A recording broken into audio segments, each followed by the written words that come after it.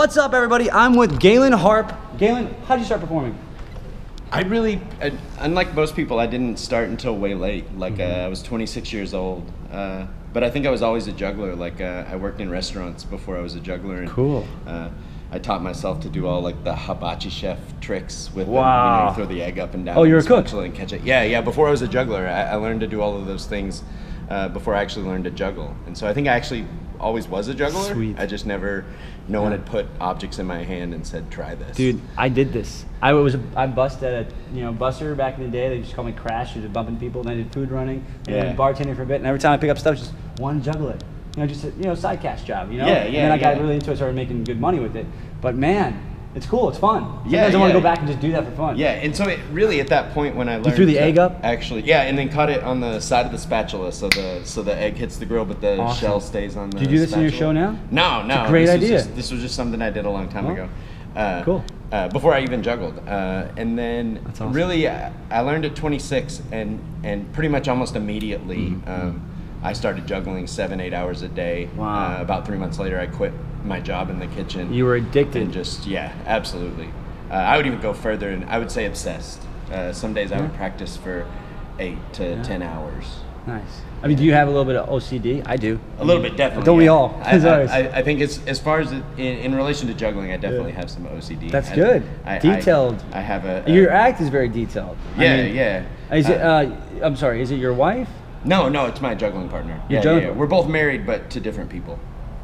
My bad. Oh no, you're fine. It seems like it's your wife. I mean, it kind of comes across that way. Most people kind of think that, unless they come to that works out perfect then, festival. Because you have your own thing and you have your own thing. Yeah, we were actually. You can kind of keep everything separate. Yeah, we were actually works. juggling partners before either one of us got married. Wow. And so why don't you guys get married?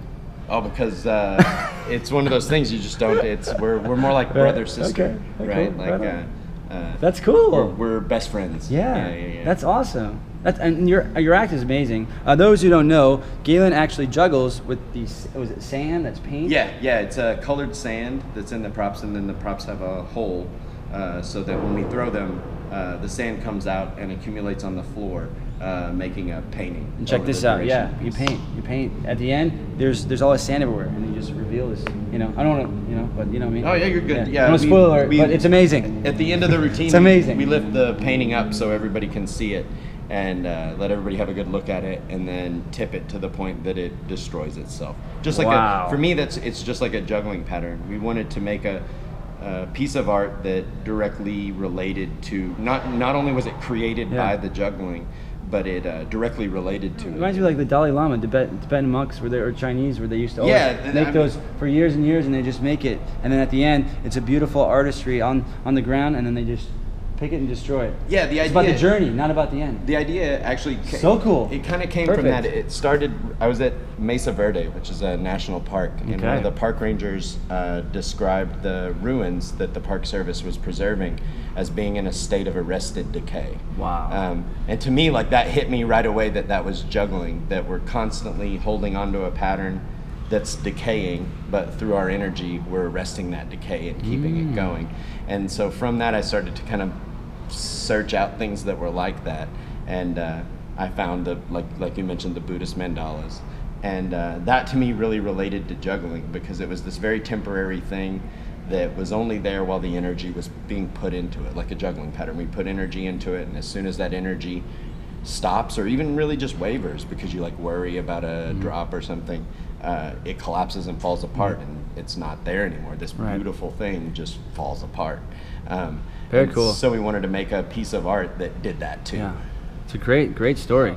I know you have a lot of props, but I gotta say, most people I ask them, what's your favorite prop? But I feel like your favorite prop is everything, because you juggle everything. Yeah. At the same time. We consider, I think, mixed props. That's my favorite. When you mix it. And why? With that, well, first of all, if I just have clubs, they can only just be all clubs. But if I decide to use mixed props, I can start to compose the arrangement of the patterns. So I can make a ring be in this orbit of a pattern and a ball be in another orbit. Very cool. And so I can start to draw images inside the patterns just by the composition of the objects. I was with Jay Gilligan. He was telling me how he put a ball. You want to see a ball flip, and the only way to do that is you put the ball inside the ring and then flip the ring inside the ball so you can see the visual. I mean, you do a lot of this in your show. Yeah, you do a lot of cool visuals. It all makes sense now, you know. That's great. Sandballs we use. Actually, if you don't think about spinning a ball when you throw usually, but with the sandballs we had to make that adjustment because the technique of the throw to make the sand actually come out of the ball means that the ball needs to be spinning. How long of practicing of you throwing a ball in the air with sand was that? Oh, years. To learn. Yeah, it took about 4 months just to be able to do the juggling because the sand gets in your eyes. Oh, that's right. Do you have like goggles? No. What? Yeah. Why? Okay, hello. Why? Because it's possible to do it without. That sounds crazy. Why would you want to put goggles? I like the feeling that people have when they realize that we're doing something incredibly hard that definitely requires that our eyes be open. Got it. But we're also doing something at the same time that makes almost everybody want to close their eyes because of the pain. And so when somebody realizes that during deep, the performance, they start to understand that we're actually going through a little bit You're going of through pain for the audience. To make this happen. Yeah. Because putting in the goggles, it would kind of take away. It would be this. It would kind of weaken that effect. Yeah. And then actually with it, and then they're like, whoa. Oh, I know how it feels to have sand. There's a point where you really had it like a big ball of sand and a guy in there and you're like, okay, I have to close my eyes because this is crazy. Was there crazy times in the show where you're like, damn, this rock got stuck in my eye. And I know I want to keep my eyes open. I know I want to be doing this for the audience, but this just hurts. Because it hurts just having a rock in your shoe and walking around with it. Imagine in your eye. Yeah, by the time we got to where we were performing it, during practice in the learning phase, we had times where you would make a mistake and you would catch an object right here with the hole for the sand and it would just... Oh, my God. In fact, I have a picture of me pulling my eyelid down and you can see blue sand just oh my gosh into my eyelid. But in a performance, we've got it down to where that doesn't happen. Yeah. Like if you can imagine, if I throw a little wide, it's going to make the sand go over my shoulder. Whereas if I threw anything that was inside or in the middle, that's what's going to hit me in the face. So we're actually using the juggling technique to protect us somewhat from the sand. Wow. That doesn't stop all of it. Well, let me ask you this. What advice would you give to another performer who wants to, be in the performing world and learn and creating an act, like anything? Any advice do you give to someone? I think the strongest one piece of advice is stop practicing things you see other people do. Like start making up stuff and working on things that are your own, because there's thousands of ideas and each of those 1,000 ideas produces 10 more new ideas. It's so funny because we learn when we grow up. We say, okay, hey, you want to be a good juggler? Watch Anthony Gallo's videos. Or you want to be another good juggler? Do this. Watch this video. Hey, you like this act? Watch this video. I think this inspires me. But that's great for inspiration. Yeah. That's great. It keeps you pumped up to go back in the gym and after watching Anthony Gallo, I'm juggling for the next 4 or 5 hours straight. Then I watch him again and juggle for another 4 or 5 hours straight. So that's great. But then we've been taught to learn this, and you're saying could do the opposite. Yeah, I'm saying that's great to begin with in the initial learning right phases. No, get the skill, but then when you get the skill, break away. Okay, there comes a point where you just have to turn and do your own thing, take a left turn. And so if you want to be a performer, I think that's the best I like left turns I could give. In general, with acts and creating stuff, it's important to do a left turn. Yeah, what the audience I think expect. So. Yeah, I think for me, I love that stuff. Entertainment, it's not just jokes. You always hear jokes talked about as being like kind of like the rule of 3 thing. There's a setup, and a punch. And I think entertainment is all like that. It's a setup, and then a left turn. Like it turns and doesn't do what everybody thought it was going to do. Perfect. And that's what's perfect way to say that. Absolutely. So let me ask you this: what has juggling and performing given back to you? I would say everything. Like down to I never will be bored again. To the perseverance it takes to work through something frustrating. I would say it changed me in every aspect that something can change you. And I still am confronting things that are like basic human problems that I just have in my own personality. Yeah. That juggling and performance makes me have to face and overcome. And so to me, it's the single most powerful thing I found in my life. Awesome. There you have it, Galen. Check him out, Galen Harp. Thanks for watching. Thanks, Galen. You rock. Oh, yeah. I feel like, you know, we all know the person on stage. We've never been backstage. In a way, everyone has a story. So when like I said earlier, when I watch someone juggle, I'm not looking at, okay, that's amazing tricks. I'm looking at, you know, we have an engineer, a guy goes to school to become an engineer. How did that guy how did this do happen? it? How did this happen? Right. How did he just wake up and do this? What's his story behind it? You have a story, I have a story, everyone has a story. So I want to share that. Check this story out. I went to the museum here, right? And I went there, and David Kane saw Anthony Gatto's collection, right? There's an 85 millimeter, there was a 95 millimeter. You saw his clubs. Did you see it? Okay. He's missing one club. Do you know which club he's missing? The 75 millimeter that he broke the 8 club world record. And I said, well, you're missing a club, you're missing the 75. He's like, yeah, that's the only club I need to make my collection great. I said, I have that club. He said, what? I said, yeah, and I haven't had it signed by Anthony Gatto. Bill Berry gave it to me because Anthony Gatto gave it to him in Reno or something back in the day. And then he gave it to me, and I was like, great. So now I have it in my storage. I have this club. I love it. It's a big deal. I met Anthony Gatto back in La Nuba, and he signed one of my clubs, and he signed some of my videos. Anthony Gatto, you rock, okay? But here's the thing.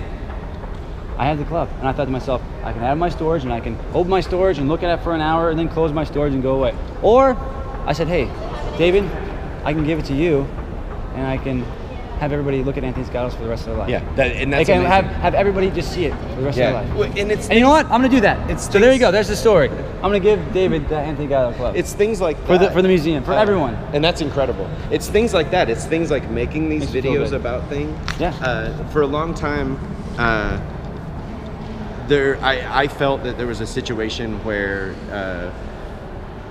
like, I'm a performer. This is what I've devoted my life to. And if you don't save these things, like if somebody doesn't record what was done, like we know there are thousands of performers in the history of juggling that just went unheard. Like we don't know. There's just not any written record of them, or just a very small amount. And so saving things like the props, like that's the only way the things we do are going to live on. And how do you save the stories? You got to record them. Right. I was at a barbecue, and I was with a friend of mine who goes to a lot of circuses, and we had a party, you know, after the circus show. They would have a barbecue backstage, and they had like all their, you know, caravans, and we had a little fire, and we had some, you know, hot dogs and, you know, meats and burgers, and we were drinking beers and just like talking. And sooner or later, a buddy of mine who works in a circus that he did like roller skating. His wife is Mexican. He's from Hungary, and they do the roller skates where she goes around his neck. Have you seen that? Oh, in a small circle? He's America's Got Talent. It's amazing. I have this. He's on one of my podcasts, right? We just talked, and he said, afterwards, he said, Lucian, thank you. I said, what? I said, for 30 years, no one's even asked me what my story was, what I've actually done. They see me, they think they know me because of me on stage, and say, oh, I know you. Yeah, you do this act. I said, no, you don't know me. Who I am is my story. What the struggles I went through. I mean, to me, everyone has a story. So he was like, thank you, and I said to myself, man, just to him saying thank you, and then other people saying thank you.